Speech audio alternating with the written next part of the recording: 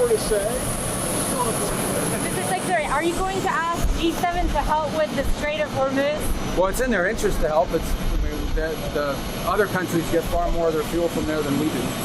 But what kind of help are you going to ask? Is it wine sweepers, naval help? Well, those specifics I'll leave it to the Department of War as to exactly what, but it's in their interest. It's in their national interest. Do you think President Trump criticizing NATO this morning, that sentiment? I think he just made an observation, and the observation is that the United States is constantly being asked to help in a war, and we have more than any other country in the world, on a war that's happening in another continent, in Ukraine.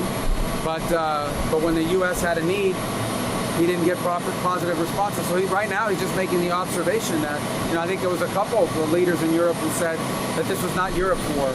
Well, Ukraine is not America's war, and yet we've contributed more to that fight than any other country in the world. So it'll be something to examine. The president will have to take into account down the road.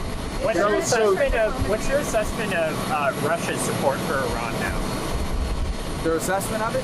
Yeah, what's your assessment? I think Russia's primarily concentrating on the war they have going on right now.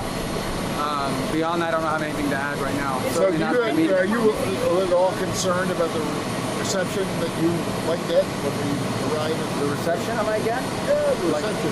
By who? Well, by all your fellow foreign ministers. I'm not concerned about it.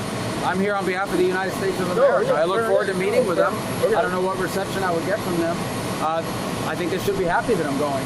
Well, If not, we don't have to go. They might be happy, but they're not happy with what's going on. Well, again, I'm not there to make them happy. I get along with all of them on a personal level, and we work with those governments very carefully, but the people I'm interested in making happy are the people of the United States. That's who I work for. I don't work for France or Germany or Japan. These are all good people. We're going to have great meetings. But I work for them. I work for the people of the United States. Mr. Secretary? What? Is the deadline for Iran to engage still tomorrow? Or The president addressed that at the cabinet meeting. So it's shifted. Can the strait be reopened without the use of troops on the ground, boots on the ground by part of the That's a US? tactical military question. I'm not going to, speculate on what it would take.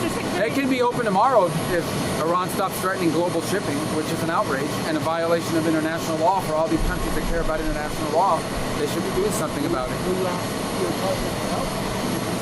Well, it's not help for us. Like I said, very little of our energy comes through the Straits of Hormuz. It's the world that has a great interest in that. And so they should step up and deal with it. Mr. Secretary, who are you negotiating with on the Iran side? Well, again, we're not going to get into those details. There are intermediary countries that are passing messages, and progress has been made. Some concrete progress has been made, as you've seen, and has been documented already.